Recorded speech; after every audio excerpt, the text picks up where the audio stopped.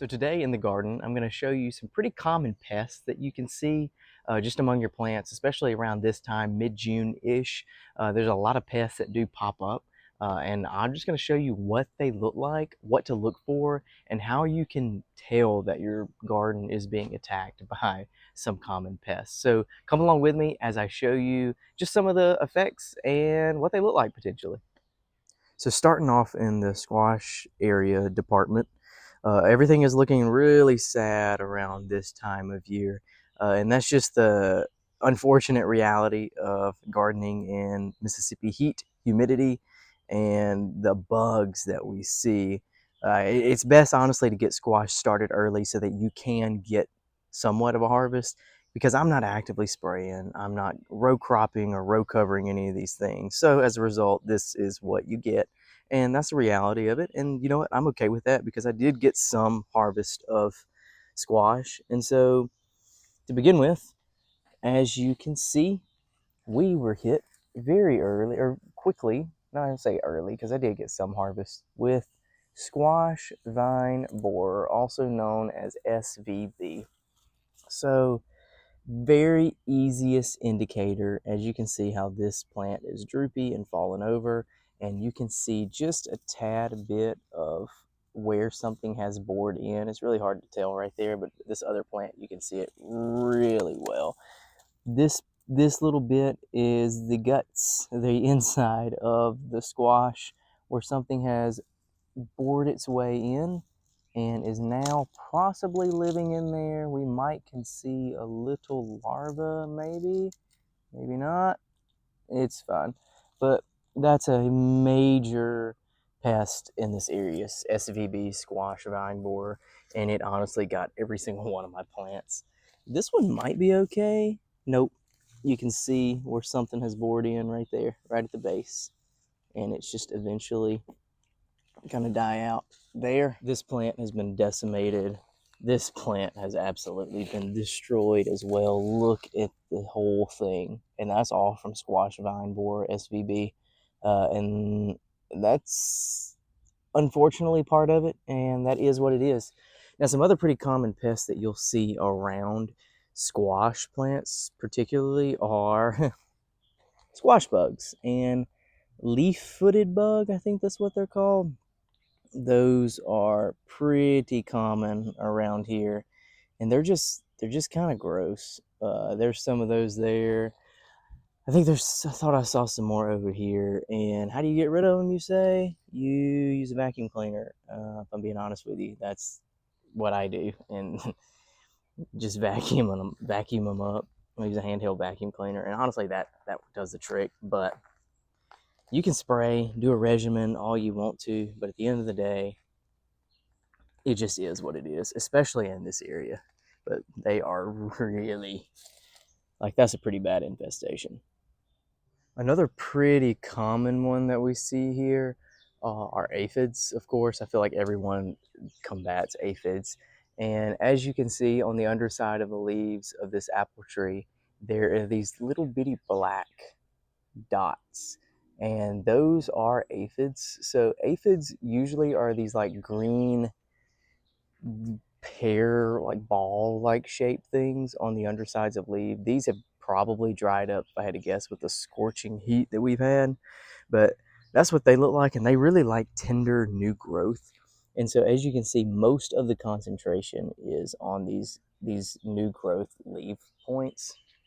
Here's some more over here, and honestly, the easiest way to get rid of them, oh look, actually, here's the easiest way to get rid of them right there, it's ladybugs. So ladybugs are a huge predator for, they're pretty much a fiend for aphids. And so the most foolproof thing to do is honestly just attract ladybugs to your garden. Now you can spray, you can do all of these things, but that's what aphids look like. They're honestly kind of gross when they're really young and not dried and shriveled up, because they leave like a residue on your hand.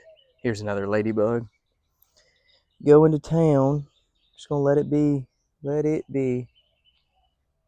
Yeah, And so those are aphids. Those are pretty common. You see those, like I said, a lot on tender new growth. I've seen them on the apple trees and on the citrus trees, and honestly on the pink eye purple hull peas, but that's what those look like. Another pretty common one is the tomato hornworm, and I really don't see any hornworms on here. I've been looking and looking, and that's a good thing. Like, here's a spider. I don't know if spiders, I think, are considered beneficial insects, but I'm just going to let that one be. I might disturb it by accident, but I'm going to let it be. I know it eats other types of bugs, but on my tomatoes, I haven't seen the tomato hornworm. And like I said, the tomato hornworm is like my pinky, and it's a giant green worm with kind of a, I'm not gonna lie to you, creepy looking face. You'll know it when you see it, but I haven't seen any on my tomatoes. And I honestly think that's attributed to maybe the companion planting because I don't spray. Maybe the companion planting with the marigolds and the basil. I, I'm not entirely sure. Maybe I'm trying to attract more beneficial insects. Oop, I see something. I do see something right there. So, oh, okay. That is looks like some type of army worm. Uh, those just are just gonna eat through. It fail now. Those are just gonna eat through the leaves, and honestly, they will eat some of your tomatoes, but it's gone now, gone forever. But those are pretty common that we see in Mississippi, as well as these stupid leaf-footed bugs. Those get on my nerves. They're everywhere. They're on the tomatoes. I don't know why they love the tomato patch. Let's see if I can see some more over here. Yeah, here's one right here. Just chilling on that tomato. Here's some. One just flew away, but they're behind that leaf. Yeah, but other than that, that's pretty much it that I see on here. I think I do see a squash bug, but I'm not gonna try to get up in there. Now, I will say on the not super familiar with these. I think these are called Spittlebugs. I'm not. I think they just show like a. It looks like literally like spit, and it. I've noticed that it pops up around the stems, especially on the basil that I've seen. Speaking of beneficials earlier, I was talking about the ladybugs, but there's a little wasp flying around there, and it's flying around me, and I don't love that, but it's just a little paper wasp. There was two of them, but here's the other one right there, and it what it does, I think it just attacks and eats aphids and other types of bugs, but I notice them a lot, mainly around like there's two of them right there, mainly around. There's a wasp trying to attack me, but I'm getting a little too close in its territory, but there it is right there, a little paper wasp. I'm not sure what they're doing. I know they're I'm assuming they're pollinating and eating around the peas, but I'm pretty sure they're also beneficials, and I'm just gonna avoid them because I don't want to get stung. But that's the one I do see a lot, especially around the peas and the plum trees of all things. And so, not mad about that. Last year I had a terrible infestation with aphids on my pink eye purple hull peas. There's some more wasps back there toward the back of the row. And this year, zero aphids. So I don't know if the wasps are doing some work. I'm just going to let them be and just call that. Some other insects that I do see around the garden are these things that hang out on the stems of my okra plants as well as the sunflowers that I have planted. And as you get closer to them, they kind of just inch around, try to hide from you. And I think that these are called leafhoppers. And here's a big group of them around that okra that needs to be pulled. And I don't think that they're harmful or hurt anything, but I do see them a lot on stems of okra as well as sunflowers. And maybe I need to look into that a little bit more because they're all over the okra plants there and over here as well. Yeah, there's one right there. Just chilling. Another one down here. And yeah. So that's the plants. I mean, that's the insects I see around the okra plants. And sometimes I do see ladybugs around here as well. And again, I'm not mad about that at all. So I'm just going to let them be. I'm just trying to see if I saw one on the tops of the leaves, but maybe they lay eggs under there, and I'm not sure. And now I want to show you kind of the effects of what honestly what aphids have done to, for example, this citrus tree. So citrus tree, this one in particular, got hyper infested with aphids and scales underneath the leaves of the plants, and as a result of that, I think they leave a residue, I think it's called honeydew, that ants farm, and as a result they protect the aphids, and the aphids continue to secrete this honeydew, and then the ants continue to eat that. And so it's like this cycle of, if you see ants in a potted plant or in your raised bed or in your garden, more than likely there's gonna be aphids. So you take out the aphids, then you remedy the ant situation. So as a result of that, this tree got what's called sooty mold, and it's like this black residue on each leaf that you can scrape off, and you can see I'm kind of rubbing that off right there. And it's just kind of gross. Last year, this tree was super infested, and almost all the leaves on the tree were black with sooty mold. And so what I did was this sounds terrible, but I sprayed it off, or I took a damp rag and wiped all the leaves off as best as I could. But clearly, I missed a ton. But the new leaves, they don't have it. Even these over here, down here, they don't have that. And I think I've remedied that situation by just getting rid of the aphids. And how did I get rid of the aphids? Sometimes you have to resort to sprays. When you get to a point that it's so bad, sometimes you have to do something. And while I do want to be an organic gardener and rely on organic techniques, sometimes you just can't. And that's okay. This isn't a perfect world. And you know what? We can resort to things that actually do benefit and help us. I just missed these right here. So these, they do look like those spittlebugs that I showed you earlier, but these are called woolly aphids, and they are exactly as it sounds. They look like little bitty wool pellets.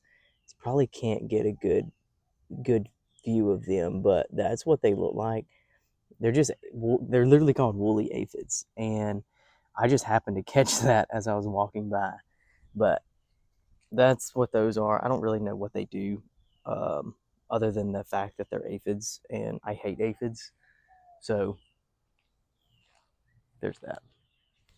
So you're probably asking, how do I manage these pests or get rid of these pests, or not have to deal with them at all? But unfortunately, the reality is that you're going to always deal with pests. That just comes with backyard gardening. That comes with gardening in general. And you can manage them and do the best you can, but there's a lot of things that are out of your control. You can, I guess, be more inviting to beneficial insects like hoverflies and ladybugs and wasps and spiders and all of those beneficial type insects, arachnids, whatever you want to call them. But sometimes you do have to resort to spraying. And I know sometimes that's a bad word in organic gardening, but as a result, I had to spray the mandarin tree. Why? Because it was solely, like, it was crazy infested with aphids, causing to a point where it got sooty mold on all those leaves. And honestly, that hurts photosynthesis and that damages the plant. And so you get to a point where you kind of have to sometimes resort to some type of spraying, if it's insecticidal soap or some type of horticultural oil or neem oil or anything like that. I've noticed for me that neem oil just doesn't really work for me. It may work for you, and that's great if it does, but I have found that neem oil doesn't really work for me, and so I have to resort to some type of horticultural oil or some type of insecticidal soap, or honestly, pyrethrin works pretty good. And though I only use pyrethrin or spinosad for really bad infestations, and that's like Captain Jack's dead bug or something like that. Now, I've only sprayed that one time, and I didn't love the fact that I had to spray that, but I just had a super bad aphid infestation on the peas, and it was honestly pretty rough, and so I had to spray that as a result. You can do things like seven dust or diatomaceous earth, however you say that. De is what most people call it. But the reality is that in organic gardening, you're going to have some losses, and that's why I planted so much. So I used okra as a trap plant. Honestly, I used a squash as a trap plant too, because I knew that it wasn't going to survive the whole summer or the whole spring and the summer. So I planted it, got what I wanted to off of there, and that's why it looks like garbage right now, because I'm using it to kind of pull the leaf-footed bugs and the squash bugs away from my tomato plants and kind of over there out of the way. It's just about management, managing pest pressure and doing things that you find work. So I find that companion planting has really been very changing or very life changing when it comes to using any type of backyard gardening. Marigolds work great. Uh, Basil has really combated against tomato hornworms. I just haven't seen, and I don't know if that's from that, but at the times I planted basil and marigolds next to my tomato plants, haven't seen a single hornworm. Even I've seen one, I think I've seen one, and I cut it in half. I know that sounds terrible, but I don't want them eating all my tomatoes. And so reality is that we're not perfect. This world isn't perfect. And ultimately, like, the things in the garden, they're gonna fail. They're gonna get attacked. They're gonna get assaulted by pests and bugs, and it's okay if you have to use some type of spray. I would do research just to figure out what's best for specific types of pests, or what's even safe too. Because what you feel is you're more comfortable doing, I may not feel comfortable doing, or vice versa. And you know what? That's okay. We're just people, and we have different opinions and different thoughts, and it's okay to have your own thoughts and opinions based off of that. So that's kind of everything that's going on in the garden, especially when it comes to pest pressure, pest management. Honestly, that's what it is around here, is just management, actively managing things that I can control. So that's all that I have. Thanks for watching.